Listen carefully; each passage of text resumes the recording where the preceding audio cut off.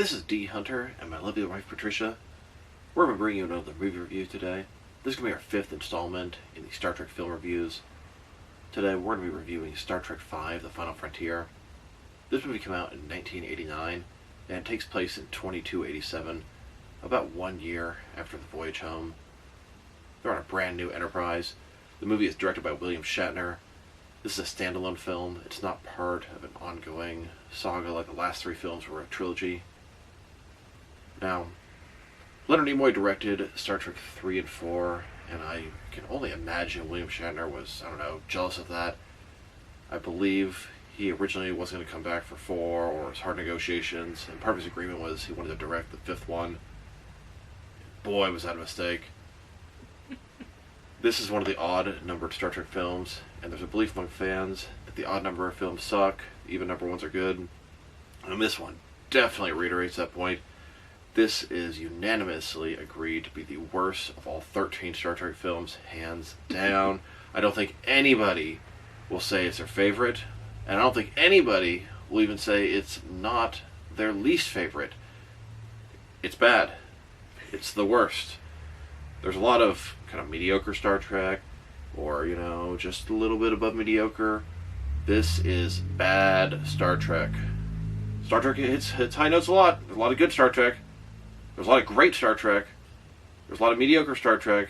And unfortunately, there's quite a bit of bad Star Trek out there too. This is the bottom of the barrel as far as the films go. I mean, what do you think? I don't think anyone will argue with me with that one.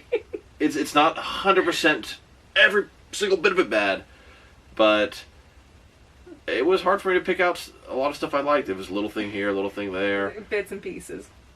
That's good. Yeah. Ish. And I mean, I love Star Trek.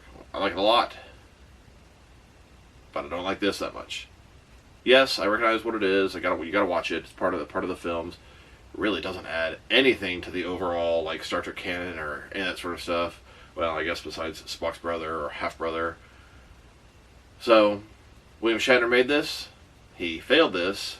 I'm surprised we got a Star Trek 6. Happy we did, because that one kind of redeemed the original series. This is the second to the last film, and when this film came out, The Next Generation had already been going strong for about 2 years. So kind of interesting. They're playing about 100 years or 80 years in the future of Next Generation, and still cranking out these original series films. Star Trek was just starting to get to its peak at that point. So the film starts off on a planet called Nimbus 3. It's a big desert planet, a wasteland. There's some guy just digging a bunch of holes in the desert. Then you see some of the horse going up to him. The guy, this bald, ugly looking motherfucker with bad teeth. He's like the same people. No, it's not like the same people. This dude's like the freaking incest people from The Hills of Eyes. Horrible. But anyway, the guy on the horse pulls up to him. The ugly Hills of Eyes, bad teeth, that motherfucker pulls a gun out, points it at Sybok, and he's like, "Would you really kill me over a field of empty holes?" And he's like, "That's all I have." Then Sybok, who we don't know at the time, is actually Spock's half-brother. He's a pure Vulcan, his same father from a previous marriage. And we actually did the research on this. We'll talk about that in just a minute here. But he has this extraordinary telepathic power. He's able to... All Vulcans are a little bit telepathic, but this guy is stronger than others. He doesn't have to touch you and mind meld with you. He can sort of, control you or whatever. Remotely is not the right word, but, without touching you. Yeah. So he goes up to the guy, says, "Share your pain with me." He shares his pain, kind of releases him. The guy's free. Then he wants to help Sybok. Sybok, his plan is to go do that to a bunch of people, force somebody to bring a starship to the planet, take said starship to the center of the galaxy through the gate barrier that everyone seems to be afraid of, and then meet God. I cannot tell you how stupid this movie actually is, and it only seems to get worse. But they try to be funny, they fail most of the time. So let's talk about Sybok for a minute here. Now, I do have some problems with Sybok. He's the really only thing this film added to overall Star Trek canon. Spock having a brother that you'd never heard about before.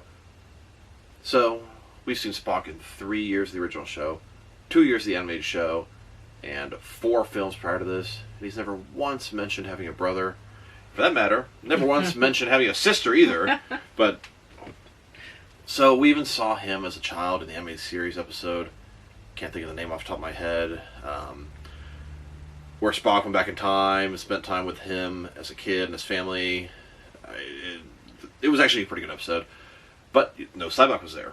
So, I was kind of curious. Then Discovery, we have Michael Burnham, who they just sort of made up as a human foster sister of Spock. And there were a ton of flashbacks showing Spock and Michael Burnham, and never Sybok. So, Spock allegedly was raised with his half-brother, pure Vulcan, himself, half human, half Vulcan, and his foster sister, a full human, with a human mother and Vulcan father. So, to me, it doesn't make sense. I kind of thought to myself, oh, maybe Sybok's much older, and he, was raised and then left the house before Spock was born. No, that doesn't seem to be the case. We did some research. So, she looked it up at Memory Alpha, which is canon Star Trek information. Memory Beta is all the expanded universe stuff that's not technically canon. But none of this information, I don't believe, was ever actually established on screen. Not really sure where they got it from, but it's kind of interesting. I believe Sybok is about 6 years older than Spock, something like that. So, he's a pure Vulcan. So Sarek, Spock's father, had a previous marriage. Mm-hmm. I don't remember her name, but they were prearranged for marriage at birth, and for whatever reason, they got married, they had a kid, they were raising the kid for a little bit, and they got their marriage annulled. I don't remember why. Because she was originally a princess, and then she was going into becoming like a priestess of some kind. And apparently you can't do that if you're married. I don't know. So they got their marriage annulled like it never happened. Not exactly a divorce. I believe she was raising Sybok at this time, and then she died for whatever reason. Yeah, she passed away. Then at that point, Sybok went to go live with Spock and Sarek, and I believe Amanda, his next wife, was a human. Mm-hmm. Sarek is the ambassador to Earth Federation. He's a Vulcan, so he thought it to be logical to marry a human woman. And even 80 years later, in the next generation, he is remarried to another human woman. Just kind of interesting. It all makes sense in the universe, though. So, Sybok is living with Spock, a little bit older than him, but not too much.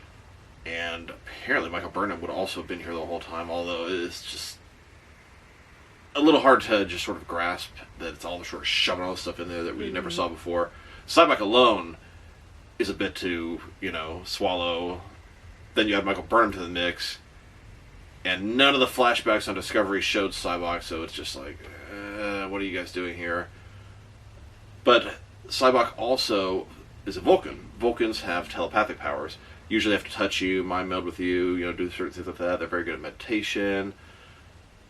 He apparently has telepathic powers much stronger than other Vulcans. He's able to, communicate with you or manipulate you without touching you. So he found out he could sort of take people's pain away, free them. Then they would pretty much be loyal to him. It doesn't make sense, but it kind of does at the same time. But he has this power of people just because he's unusually strong telepathically, and I don't really know if there's any reason for that or just sort of happen to be born that way. Some of them have powers like that. In addition to that, he embraces emotions. He doesn't believe that logic is like the key to the Vulcan race. He believes emotions are. I guess that was after she became this high priestess. I cannot imagine she was like that when she was with Sarek. Yeah. So, but it's all grasping at straws from this kind of bad concept that a bad movie introduced Star Trek canon, but it is there. Now back on Earth, Kirk is climbing a mountain, and I don't know how old William Shatner is at this point. If he's 89, he's like 80-something now. Probably 50-ish. So, a 50-year-old can climb a mountain, sure, that's fine. I mean, but fat, out of shape 50-year-old, it gets less realistic, but it's fine. William Shatner directed this movie, and I'll say one thing I was watching for during this movie: does he make himself this big action star and he saves the day and is like this heroic he really didn't do too much of that, and I give him some props for that. Yeah, I mean, he is the main character, and whatever, but he actually messes up and fails time and time again during this film. Gets captured at least twice. Anyway, I was watching for that. William Shatner directed. I figured he'd make himself this giant action star. Well, not too much. So he's rock climbing in this. I mean, it's super, super, super high up in Yosemite Park, and he's climbing up there, really high up. Spock with these, I don't know, anti-gravity boots or rocket boots or whatever, comes right next to him, starts talking to him, and Kirk's like, Spock, I'm trying to concentrate, and he's super high up there, has really no safety net of any way, shape, or form, and he's no cords, he's nothing. looks like thousands of miles in the air. Of course, not that much, but it's like it's all preposterous and ridiculous. But that's fine. That's fine. So Spock's talking to him, distracts him. He falls down. Spock goes down, catches him, and it's just so dumb. The rocket boots are dumb. It looks bad. That's fine. It's from '89. It looks gonna be a little bit dated. I can get past all that. That's cool that it looks a little rough, but it's just stupid. Of course, he catches Kirk when he's this close to the ground, and that sort of, cartoony, stereotypical ending. And of course, the boots are going to be foreshadowing they're going to use them again later, and the payoff is just dumb again later, totally pointless. It's just, what are you doing? But they're camping. And a bunch of stupid stuff going on. And they try to be funny, and a lot of times it just doesn't hit. Yeah, there's a little bit of character interaction with three of them that's, okay, cool, but for the most part, it falls short, and it's just dumb. Then we go to Chekhov and Sulu. They're also hiking or something, and they get lost. Then Uhura contacts them. They're supposed to go back to the Enterprise because all the stuff's going on in Nimbus 3. Of course, they pretend like they're lost. They're blowing into the communicator, pretending it's a blizzard. She's like, oh, everything seems to be fine. So they send a shuttle down to get them. But it's not funny. It's just stupid. Meanwhile, up in the Enterprise A, everything's a wreck. It's falling apart. The ship's not working. It's been a year. It's a brand new ship. Like, how is it so messed up? I don't understand. But it's all for plot convenience for the film. But it's just dumb. And it doesn't even really do anything in the movie that, helps you with the door's not working. Okay, the ship still can go to warp. It has shields. The transporter not working is about the only thing. And it doesn't even really, affect the plot. The whole thing is just stupid. I don't know why they have it, But it also kind of makes you feel like it's like an everyday type thing in normal life. Stuff like that happens. But not the nothing whole goes ship to plan. It just, the transporters weren't working, the doors weren't working. I know. The whole thing, the computer was, talking messed up. It's like that in, every movie. Yes. When they start, the ship is just not ready. The ship's not ready. There's no crew. We're the only ship in the quadrant. Every freaking time. And they're at Earth. Shouldn't, a nice chunk of the fleet be pretty close by? But whatever. Plot convenience. Meanwhile, Nimbus 3, Sybok has taken a ton of people's pain away, so he has a bunch of followers now. They have guns. They go to this, I don't know, it's like an embassy or whatever, where they have a human, a Romulan, and a Federation representative, and it's the only time the original movies ever really had the Romulans in there in any way, shape, or form, at least so far. But it's such a small little role. It's, if you didn't even notice the name Romulan, it doesn't mean much. But kind of cool. So they take over the complex, and his whole point is now he has hostages, political hostages, and he's going to get them to send a starship, and that's what he wants, so that he can go meet God at Sha Ka Ree, Vulcan's heaven, or it's just so dumb. Okay. Back on track. The planet. They get caught up by the Federation, so they want to get their crew all aboard and send the Enterprise to go. So they need to get Kirk, McCoy, and Spock back on board. Meanwhile, on Earth, they're camping. Drinking whiskey, eating beans. Then Spock pulls out this big clunky old replicator thing, makes a marshmallow. And I can appreciate it a little bit, but it's all just dumb. It all just comes off. It doesn't work. It never hits right. Then they roast a marshmallow. They start singing "Row, row, row your boat" campfire songs. I just honestly, I think I hate it. Not the movie as a whole. Okay, yeah, I hate that too. But this part is just, I've never been a fan, and it's just, ugh. It falls short. It does not work for me. It's just dumb and cliche and just, ugh. So then, I don't know, they get in some kind of argument. They decide to go to bed, whatever. A shuttle comes down, wakes him up. Kirk's like, why didn't you just contact me? She's like, yeah, you left your communicator on the ship. Oh, What do I do with that? So they go back to the ship. Kirk talks to some admiral. He explains to them they have to go to Nimbus 3, the planet of peace, save them. Of course, Kirk's like, we have skeleton crew. The ship's in pieces. It's a disaster. It's not working. Oh, I understand your situation, but you're the only ship prepared. It's like, they're at Earth. There should be ships. I don't know where Nimbus 3 is, but it can't be that close. There's got to be other ships somewhere between there. I mean, this is NCC 1701. That means there's thousands of Federation ships. Okay, I'm done. Now we get introduced to some Klingon enemies. Who would have thought an original series Star Trek movie with Klingons as one of the villains? It's almost every one of those movies. So, this is Captain Claw. I think it's 3 A's. Klaaa. And he has giant hair. He looks kind of like a troll. But, actually, he's pretty cool. Pretty cool looking Klingon. He looks good. His forehead, the hair, it all works. They got the armor. Throws the bird of prey. So, I don't know, they decloak or whatever in the middle of space, and they're looking at this little satellite, unmanned satellite. They target their disruptors on it, make a big scene. He pulls down the sort of aiming device. Bam, they destroy this unmanned satellite, and they're all cheering like it's this huge victory. Kind of pathetic, especially for some Klingons. I was like, okay, that's great. You can destroy an unmoving, old, inanimate object. Nice Glory job. To the Empire. Yes, for the Empire. So, we know we're going to be dealing with Klingons as well during this. Now, in the Enterprise, they finally get, the profiles of all the hostages, and they read is it General Cord. General Cord. He's this fat Klingon, kind of washed up, drunk, and I remember Kirk saying something like, well, General Cord's training or strategies were required to training in the Academy. He used to be this prominent military leader in the Klingon Empire. Now he's this fat, drunk, washed-up Klingon. Yeah. And he's at Nimbus 3, and Kirk says something like, well, I hope when they put me out to pasture, I fare better than Cord. I kind of enjoy that scene, showing that he's this...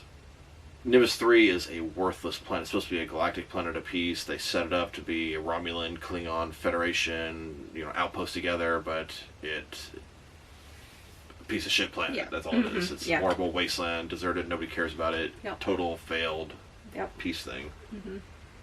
And then Kirk and them, they get to watch this pre-recorded thing of the Romulan representative explain to them that they're hostages, but they've been well taken care of, and they need a starship to parlay for their rescue. Then Sybok starts talking. He doesn't want to hurt the hostages, but he will do it. And Spock, sort of just staring at the screen, looks as if he's seen a ghost. He goes to the other room, does some research. Kirk asks if he knows the Vulcan. And Spock says, I can't say for certain. And then he explains to him it's a passionate Vulcan who has embraced emotions instead of logic. So obviously he knows who he is, and he's sort of hiding that from the captain, which is uncharacteristic. Vulcans, they cannot lie. He did not lie, he just did not share everything with Kirk. But it's his brother, it's going to be a sensitive topic. Plus, he's non-traditional Vulcan. I can only imagine Sarek is extremely embarrassed about Sybok. Which is weird because he was embarrassed by Spock. Yeah, he should be way more embarrassed by Sybok, who's like almost a criminal as far as Vulcan people go. With the emotions. So, then they arrive at Nimbus 3. They kind of know what they're up against. Of course, the transporters are not working, even though he had asked Scotty to get them working. But whatever, that's cool. They have to take a shuttlecraft down. They fit a ton of people in that shuttlecraft. I mean, I swear there's like 15 people in there. And they're really just going to do an all-out assault to try to rescue the hostages, which I also thought was kind of uncharacteristic for Starfleet. I'm not saying they don't always do that sort of stuff, but they're just going to go in there, guns a-blazing, and hope for the best. I think it'd be... It's more political, so they try and talk things out. Yeah, or they would... But they wouldn't... I don't think they would want to risk hurting any of the three representatives, in particular the Klingon or the Romulan, because they're just going to get blamed for their deaths if that happens. But whatever, that's just a part of the film. So they go in there. There's this horribly stupid scene where Uhura... And keep in mind, all these characters are like north of 50 at this point. She's pretty much naked, and she's two large feathers, and she's dancing and singing in the desert because they need to get some kind of transportation to get from here to the colony or whatever. And these guys are looking at her, drooling, oohing, and on. She's distracting them. Yeah, so they come to them, so they all pull their faces at them, like, oh. So they take their horses or unicorns, whatever the hell they were. They had like little, unicorns. yeah, their little unicorn thing that looked weird. And they go to the outpost at Nimbus 3. They get inside. Some people realize what's going on. Then they all just start shooting everywhere. It's just chaos. This is terrible, terrible plan. I swear the Makos and Enterprise were way more efficient than these Starfleet officers. But they all get captured. And at this point, Sybok's there. All the followers are there. And he sees Spock. And he thinks, Spock, you're here. Yes. He thinks Spock came to join him. Of course, then Spock says something. Do you have anything to say, Spock? Spock says, like, you're under arrest for 17 violations of Federation policy or something like that. And then they all start laughing, and Spock's like, no, I'm serious. And Sybok realizes, oh, he's actually on their side. So they're all captured. Terrible attempt. I can only imagine how many Starfleet officers actually died during this reckless assault. Yes. And they didn't get the hostages back, and they gave them the shuttle and a ton more hostages and more guns.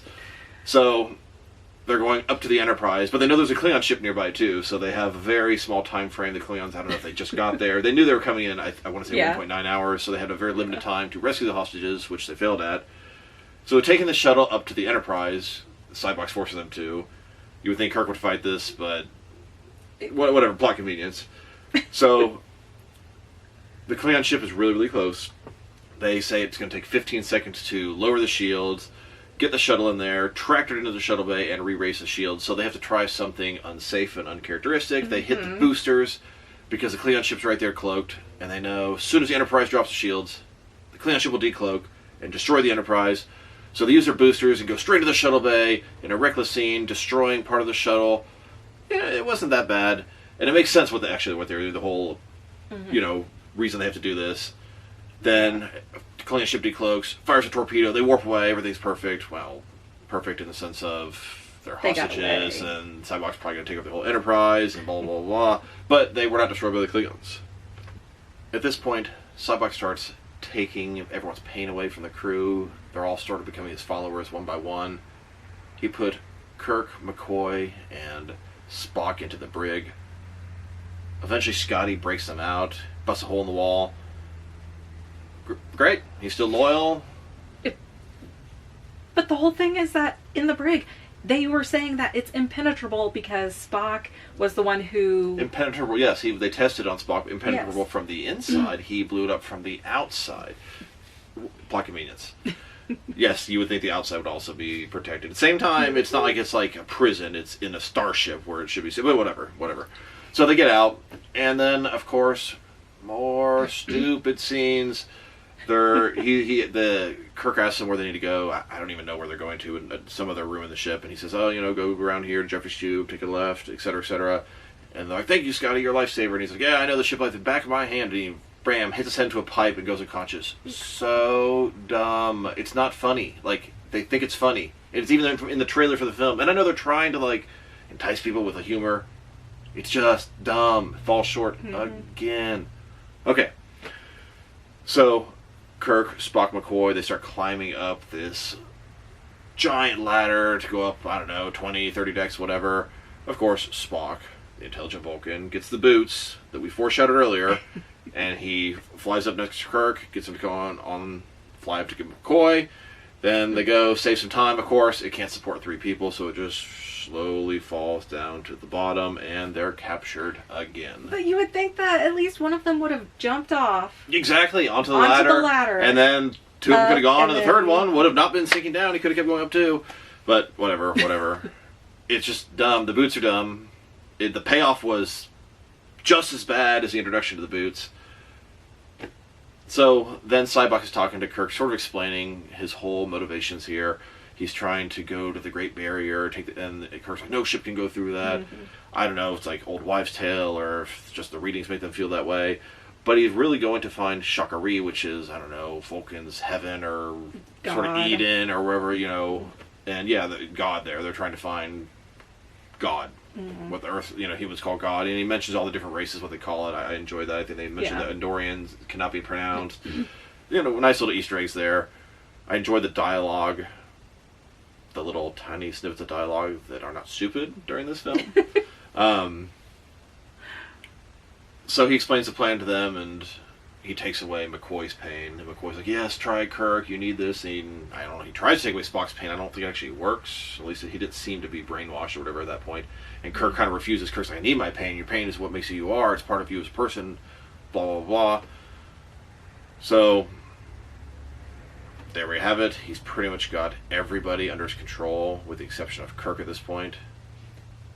And then Spock. And McCoy. Well, yeah, over time. But so, they get to the Great Barrier at this point, and Sybok gives Kirk back command of the Enterprise. And Kirk's like, no strings attached? Like, no strings attached. I got what I wanted. I wanted to get to the Great Barrier. Once they get through it, they're at Sha Ka Ree, or, whatever that place is called. And he basically lets Kirk, McCoy, and Spock go down to the planet with them, because he's done. He doesn't need to hold them hostage anymore. His whole goal was to get to this place, discover this intelligent being, all of his wisdom, and he achieved his goal. So at this point, he gives that command back. I thought, okay, cool, makes sense. Yeah. So go down to the planet. They're walking around, big, huge desert scene, and it doesn't seem like anything's there. He's shouting out, we've come so far for you, or whatever, and just quiet. They're like, okay, well, maybe. Then, of course, lightning hits, gets dark. Giant floating head, and that is not the first time Star Trek has used a giant floating head with this crew. I swear, time and time again in the old show. And that's kind of the charm of this villain, is they always have this omnipotent, weird being, and they kind of do the same thing here. You think it's God, and at first glance it's kind of like, what the hell? What are they doing? Like, why would Star Trek actually have him meet God? Is preposterous. Yeah. But what they did was better than if they actually made it God. Oh, that would have been so bad, and we got so much backlash, especially that time. So, they're talking about, hey, we're here for your wisdom, and God's like, do you have a starship that you could take me around the, universe? And Kirk says, oh, hold on a sec. What does God need with a starship? And they're kind of, what are you doing? Stop. So this God creature ends up zapping Kirk with these lightning eyes and energy, and hurting him, and he's smoking out of his chest. And then, Spock says something. He zaps Spock. McCoy says something. Oh, do you believe? Well, I don't believe anyone who would, take pleasure in the, giving pain. Yeah, cruelty to lower beings. So he zaps him too. Then Sybok's like, why do you do this? So they realize it's not God. This is just some angry being that's trapped on this planet. Yeah. He even, at one point, is like crying because he's like trapped on the planet. You can see his eyes, like tears coming out, like he's been there so long. He needs a starship to get out there. But I don't think he's a very good person, so he's probably gonna go take a starship and manipulate and control and take over different areas. Another super being, floating head Star Trek. It's funny that they do stuff like this. So at this point, Sybok realizes he's wrong, everything's wrong, this isn't God, this is just some horrible being. He goes up to it, not really mind-melding, but, taking its pain away. And honestly, that thing, it looked like it had some pain. It was there. It was stuck on that planet for ever, thousands and thousands of years probably, and, this is his chance to escape, and they're not letting it. So he does that, everything's going crazy, I don't know, that thing, he didn't stop the thing, it's still there, it's destroying the planet. Of course, then the Enterprise shows up, and the transporters are only partially working, so conveniently he can only beam up 2 of the people. Sybok at this point is, I guess, dead. He beams up, of course, Kirk, as any captain would do in the Star Trek universe. Save my crew first. Spock, McCoy get beamed up. Then, the transporter messes up or whatever, they can't get Kirk up. Then this God thing is back, and he's going after Kirk. Kirk's climbing up a little hill. Klingon bird of prey comes out of nowhere, and it's like, what the hell? Well, how could it get worse? Got Klingon bird of prey, disruptors pointed right at Kirk. Got God thing, his eye, laser eyes pointed right at Kirk right there. The bird of prey shoots the God thing, seems to destroy and kill him, and it's like, was it that easy? Whatever, that's fine. And then the disruptor's pointing right at Kirk, and he's just like, and bam, they beam him aboard. Just before that, Spock was talking to General Cord and telling him, you need to order your subordinate here, to yield and work for us, and that's going to be Captain Claw. And General Cord's like, he would not listen to me, blah, blah, blah. And he's like, damn it, you have to try. So then Kirk's aboard the bird of prey, and apparently it worked. Cord is a superior general. He made Claw yield to him. He forces Claw. he basically humiliates Claw. I guess he was pissed off that, I don't know, Claw wouldn't listen to him at first, or he's firing on him, or whatever it is. An uncharacteristic display of weakness, he makes Claw, this very strong, afro-having Klingon guy, apologize to Kirk. He says, I apologize. Oh, he looked like he was killing him to do that. And the Klingons don't apologize. They most certainly do not, and that's the whole point of the scene, was he's forcing him. He's basically humiliating him because he was displeased that he was firing him earlier. Mm-hmm. I liked it. That's actually one of the few things in the film I liked, was that sort of part there where Cord took over, Claw's bird of prey, and then lo and behold, spins around the captain's chair, and Spock is now captain of the bird of prey. So, kind of cool. Little ending of the film. Probably that little tiny part is my favorite part of the film, as sad as that is to say. Then meanwhile, on the Enterprise, kind of everything's wrapped up, nice little package. They've got the Klingons from the bird of prey, all the Starfleet people, the representatives, they say, for Nimbus 3, they're all having sort of a little celebration on the Enterprise at the end, having drinks together. And, it's kind of foreshadowing that maybe there is hope for peace with the Klingon Empire. Mm-hmm. Kirk utterly hates them. Klingons really do not like humans, but they're able to have a drink together because, really, the Klingons helped them that time. Maybe not exactly by choice, but they did it. Mm-hmm. And then the movie wraps up with Kirk, Spock, McCoy finishing their camp out or whatever, and they're saying row, row, row your boat, and it sort of pans away, so and it's just, it's that. So it's stupid. Cue Star Trek music, and it's kind of a feel-good, moment there. Yeah. But it sucks. So, this movie is unanimously the worst Star Trek of all. And there are 13 Star Trek films. That's a lot of Star Trek films that are better than you. And they're not all good. There's the few others that I would say are not that really good. My next least favorite is Insurrection. That's just me. I despise that movie. Come on, 13 Star Trek films, and William Shatner, the main man, made a big stink about directing it, and he fucked it up bad. I mean, you got to see the humor in that. Yeah. Leonard Nimoy, his 2 films were actually pretty successful. Mm-hmm. Nicholas Meyer, who did 2 and 6, his films were also successful. Shatner, not so much. I'm glad they never gave another shot at the director's chair. Leave him in the captain's chair. He's kind of good at that at times. But the movie, it tries to be funny. It tries so many dumb jokes. And they're not funny. They're just dumb. The whole movie kind of feels that way. The things I like about the movie, and this is just me, as a huge Star Trek fan of the lore, that sort of stuff. The introduction of Sybok, not really a fan. It doesn't really work. It contradicts. Yeah. Nothing was said that he didn't have a brother, but there's so many things were shown, and even later, it just. Yeah. But whatever. I can get past that. I like that they introduced the Romulan, Klingon, and Federation representatives at Nimbus 3. They made this galactic planet of peace, and if you're not really paying attention, you don't catch this little line explaining all that. And that was mildly cool. But it's a 2-second, more than 2 seconds, but it's a small little thing in the whole film. Mm-hmm. And then I enjoyed the Klingon stuff at the end. It's really all that I liked. There's so much I don't like about this movie. The whole God... Okay, the God thing sucked, but the fact that it turned out to not be God, and it was one of these super powerful, weird, floating head alien beings that Star Trek does. Okay, it's dumb, but in some ways it's like an ode to the old show. At least I see it that way. I don't think Kirk ever meant, or Shatner ever meant it that way. And he did help write the film, too. Not only did he direct it, there were 3 people credited writing this film, and he was one of those 3, although maybe he didn't actually help and force his name on there, but whatever. Mm-hmm. The God thing sucks. All the dumb jokes suck. The camping and rock climbing suck. The boots suck. Sybok is actually not that bad. Originally, they were going to ask Sean Connery to be Sybok. That was the first thing I said when I saw him. I was like, it's Sean Connery! So, no. She said that she thought he was the best actor in the film, and there's probably some truth to that. Yeah. Claw wasn't bad, but he is such a small role. I don't like Claw. But as a Klingon, I thought he portrayed it good. He's tough, just walking around pissed off. See, I didn't. Interesting. And the little female Klingon, I thought she was pretty good. She was okay. And I like Cord. He did good for what they wanted to do. Yeah. Fat, drunk, washed up Klingon. Yes. Excellent.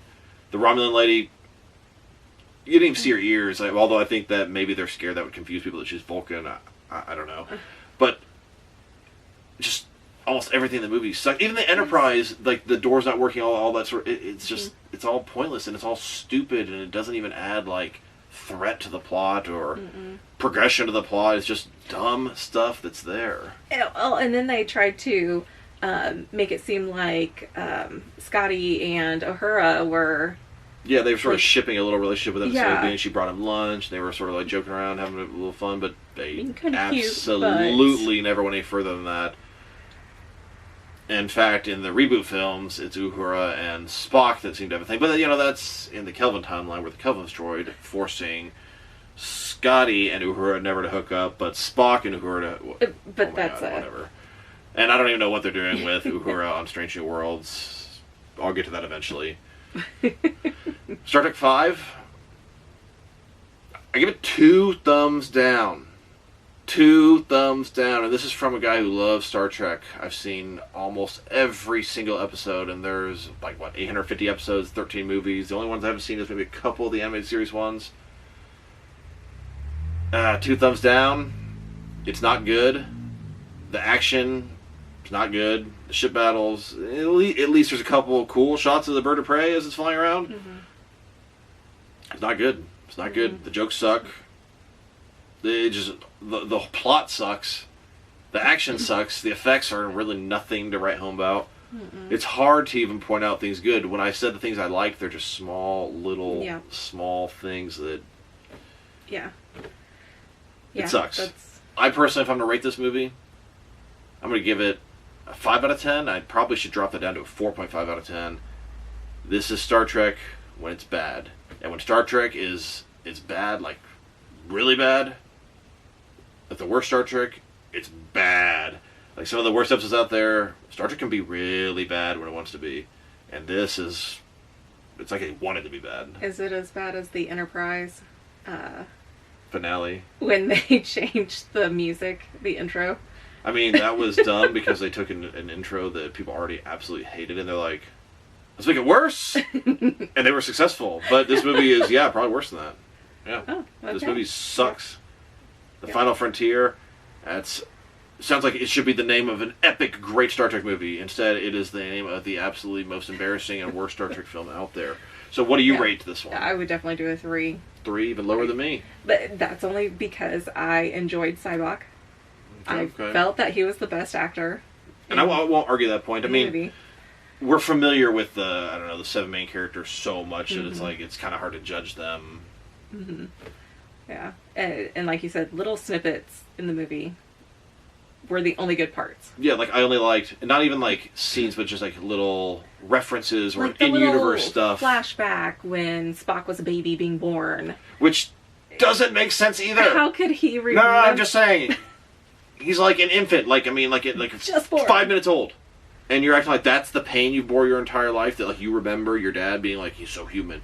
Or is that just something that he's maybe thought happened this whole time, and that's his pain, that like it never even really is a real memory. It's just something that like he feels like Sarek did. I don't know. When I watched it, I thought to myself, that doesn't make any sense at all. How would he have a memory from when he... And she's like, oh, he's a Vulcan. Maybe he's a half human too, and there's no possible way that they come out with a photographic memory. There's no way. It doesn't make any sense.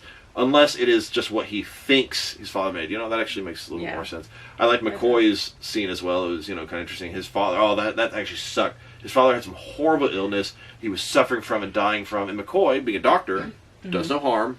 He's, with his father, and he's like, oh, the pain's so bad. And they've done everything they can. There's nothing else they can do. He doesn't want to let his dad go. And he just sees him suffering, and sees him suffering, and sees him suffering, and sees him miserable. So I don't know what he does. He puts in some stuff that pretty much ends his life to prevent him from suffering. I totally get it. He said, I'm a doctor, I can't do this, but I'm also your son. I can't watch you be suffering this way. And then to find out a month or so later, they found a cure for that disease. Oh, that would just kill you. Yes. So his pain is deep, and I enjoyed seeing some of those things. It was good. Yeah. That stuff wasn't bad, but those little things and the little references here, that's what I liked about the movie. That sucks. Any of the actual substance movie, I did not like. So That's what I got to say about this movie, and I want to like it. It's not like I went into this being like, oh, everyone says Star Trek 5 sucks, so I'm going to hate this. No, some of the Star Trek movies, my order or preference is not the same as everyone else's. Like, I'm not a huge fan of Voyage Home, even though that's a fan favorite. I despise Insurrection. Some people seem to like that one. But no, I don't think anybody will tell me this is their favorite. And I'd be surprised when you guys say that there's one that you like less than this one.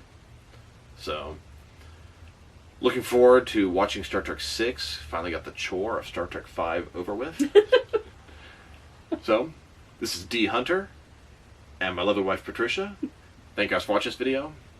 If you liked the video, press like below. If you have anything you want to say with the video, add to the comment section. So, as always, live long and prosper.